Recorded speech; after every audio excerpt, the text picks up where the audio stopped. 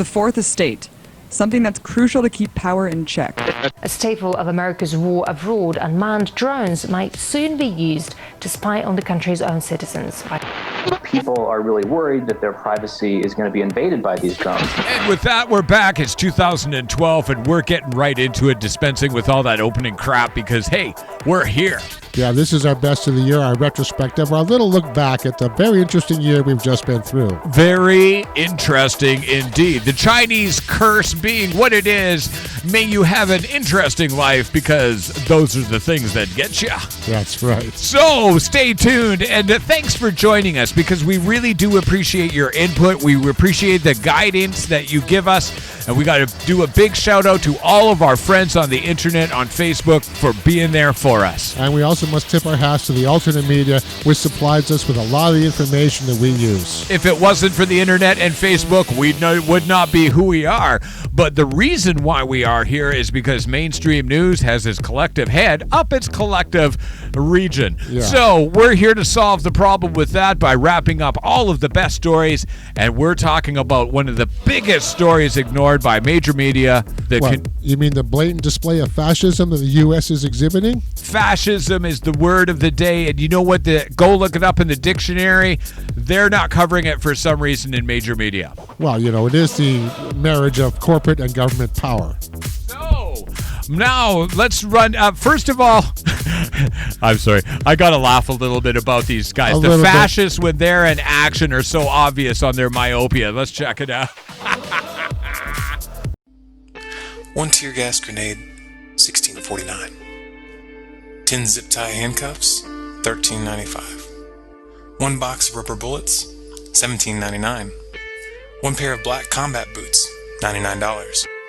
The realization that you pay the salary of the thug who's smashing your face into the pavement with that boot while his buddies handcuff your fellow protesters and fire rubber bullets into the crowd? Priceless. There's some things that banker-controlled, debt-based money and forced taxation can't buy. For everything else, well, you fill in the blanks. That's one of my favorite clips out of them all because it really does explain the way things are going. That's right. I mean, the banker controls the media. And the banker sends his thugs out to protect his interests. Yes, because cops are about maintaining value. The Royal Canadian Mounted Police swears allegiance to the Queen and what she owns, not to us. You mean the Queen's Corporation? That's right. Okay. So that's the reason why fascism exists the way that it does. Fascism is when a government puts corporate money interests ahead of people. That is the definition. Welcome to the Banana Republic. You know what? Welcome to Canada, fascist police state for what it is. We are going to back up our BS, and we're not telling you to trust us. We're telling you to question what we're talking about and what we're circling around as we wrap up the best stories of 2012. What have you got for me, brother? Well, you know, the mainstream media is becoming more and more irrelevant. Yes. While citizen journalism is on the rise, however, the corporatocracy doesn't like that. Okay, let's run the clip right here, RFC. The fourth estate, something that's crucial to keep power in check. But as the consolidated corporate media machine continues to marginalize the voice of the people, most of them are radical leftists. They hate capitalism, want to burn the system down. Or distort the truth. Yes, the bank bailouts made money for American taxpayers right now to the tune of $10 billion. Anticipated that it will be $20 billion. Citizen journalists and independent press outlets have picked up the slack. However, police are making it increasingly difficult for journalists to report the ground truth, especially since the start of Occupy Wall Street.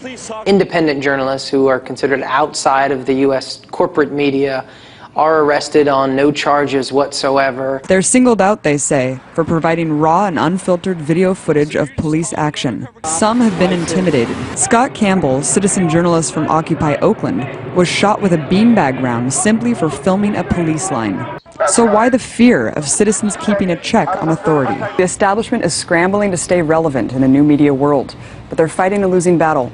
According to polls, the majority of Americans don't trust the mainstream media to provide them with accurate and unbiased reporting.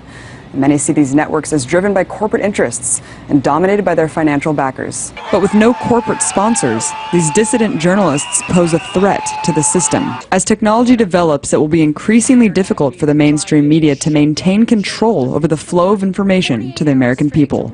A scary thought for the powers that be. Abby Martin, RT, Washington.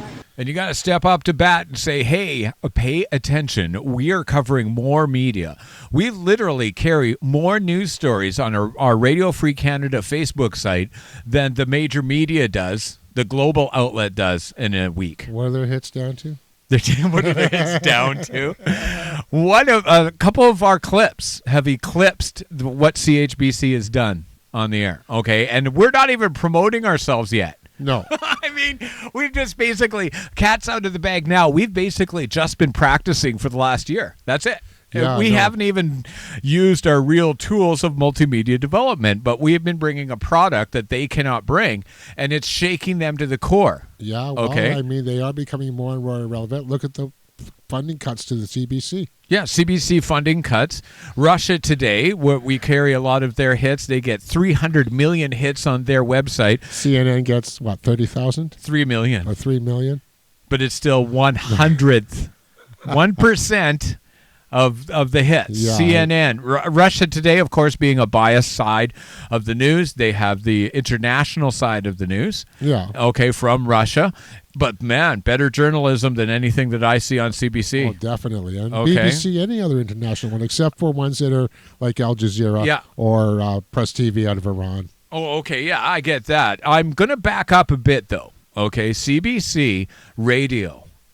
Okay? They get in depth. And those guys talk about the issues. It doesn't make to the, your Mansbridge, your big news flagship is just infotainment at its best. Well, he's been in the Bilderberg meetings and stuff, so I mean, he does have an agenda to push. He's a Bilderberger. That's messed up. But anyway, we're talking about the U.S. surveillance state, the police state, the blatancy. It's the in-your-faceness of it. Sorry, RFC in action. Okay. Oh, look, something shiny. Let's talk about that. We're talking about a rising police state. It's serious, okay? This is. Wake up, people. A staple of America's war abroad, unmanned drones might soon be used to spy on the country's own citizens. By 2015, the computer-controlled jets will have access to airspace, usually reserved for piloted planes. A director from a U.S. drone training company supporting their increased use says that if you have nothing to hide, you have nothing to fear. But Trevor Tim, an activist at the Electronic Frontier Foundation, says that argument no longer holds water. This has been used countless times in the past to justify warrantless email surveillance or GPS location on your phone, cops getting it without a warrant. And it's all actually just a kind of a false use of an idea that we have about privacy. And, I'm sure if we asked the head of this drone industry whether he would like a law enforcement drone following him around 24/7, or if we would like him to give up his password to his email address to us so that we can read his emails or put cameras in his home, he would be very uncomfortable with that. And that's the real problem with this argument, because he's using it to try to deflect criticism that these surveillance drones are going to inflict on people's privacy, which they are, because there's actually no laws that are really cover this type of surveillance. And, it's not that people are arguing that drones shouldn't be used at all. That's not at all the case. He's using kind of a straw man to hold it up. But all we want are privacy safeguards to prevent Americans from being spied on without a warrant or without court oversight. No, this is the thing. I know. That's the NDAA in action. That's a Patriot Act in action. Okay. Drones used on domestic bases, unless you're a terrorist wandering around with your arms in the back of a pickup truck uncovered. Okay. I mean, come on. It's just security theater. That's all it is. Yes. Okay. Make them feel safe and they'll give up their liberties. Okay. So let's run this. Okay. And just use your own judgment. Use your own noggin. A police state, that's the reaction of people in Seattle to the police department's plans to deploy spy drones over the city. They fear the technology is a real threat to their privacy. And Trevor Tim, activist for the Electronic Frontier Foundation, believes the drones will be used for all the wrong reasons. people are really worried that their privacy is going to be invaded by these drones. The argument is that these drones aren't exactly the same as the ones that fly overseas because they're smaller and their battery life is lower. But the problem is this technology is advancing so rapidly, these drones are going to be able to fly for hours and days at a time very soon, and the police will take advantage of that. And when the technology advances to the point where they can fly for hours or days at a time for very cheaply, police can start using them for surveillance. I mean, a bunch of police agencies already have expressed interest in this. Police across the country have expressed interest in using them for proactive purposes. In California, for example, here, a sheriff down the street actually said he wanted to use it to find marijuana growers or use it for proactive policing. The public records request said suspicious persons or large crowd control. So there's definitely a legitimate worry that this is what they're going to use them for. So we're talking about stuff in the background, and trust me, coming up, and I'm going to say trust me, I actually said it. Coming up, we've got an upgrade at Radio Free Canada. You will not believe when you see it. It's multimedia coming at you, and we're going to start promoting ourselves now, so we're actually going to start doing it. But that is one of the stories that we got to get out there. Oh, yeah. The fact that these things can be countered. But check it out. Alex Jones is actually taking drones out of the sky. Yeah, they shot him down with a shotgun. I don't know if they were just remote control aircraft they were playing with, but... it just makes me laugh, okay? Because if you think that citizens are going to put up with creepy guys, fat guys, watching with their drone cameras... Yeah, that's not going to be the amount over too well. The amount of porn that the RCMP watches while they're at work is obviously the example why we can never have these in Canada. Let's run this. Not only do they just want to watch you, they want to hear you. US public transport systems are being equipped with audio recording devices to boost the security of passengers. Well, the multi-million-dollar upgrade is underway in several US cities, including San Francisco and Baltimore. Reporter Michael Brick says despite this seemingly good cause, the new technology sparks all kinds of privacy concerns.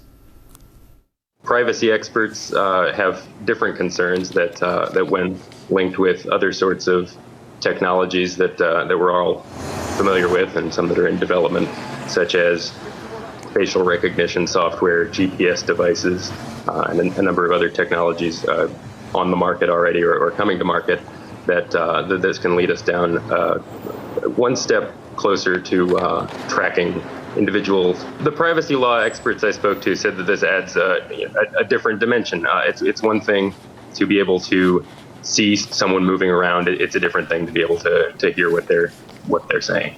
So watching you overhead with drone technology and then listening to you on public buses. Yeah, how's that going to keep you safe? It's not going to keep you safe. Okay, it's just not going to keep you safe. Them listening to everything that we do and say is not going to keep you safe. But remember, they've already played their hand. We had Stockwell Day say the number of unreported crimes are rising. Yeah. How did they get that information? Maybe they're counting the crimes that the police are doing. Maybe it's the police are listening to us already and reading our emails already. You think? I mean, but that's all. The major problem with decriminalization is faced right there with marijuana. Okay. Oh, yeah. Because you can't bust people who are setting up drug deals through emails and cell phone calls. Because it'll be legal. But there won't be drug deals because it'll just be a business transaction. It's going to be at the liquor store. My kid can go out. We're not going to get into the legalization debate right now, okay? But please stay tuned with Radio Free Canada and get ready for an awesome upgrade as we get ready for multimedia. It is going to be very cool. Oh, whoa. Hey, proven we're not major media, just flying into action. Coming up, we've got another segment here on GMOs, but thanks to all of our friends on Facebook, we've been flashing your name on screen.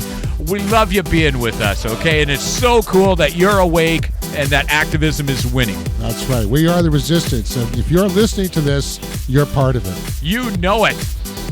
We're going to add that to the ID. Radio Free Canada, I'm Darin Howard. And I'm Robert Nisbet. We're going to be right back.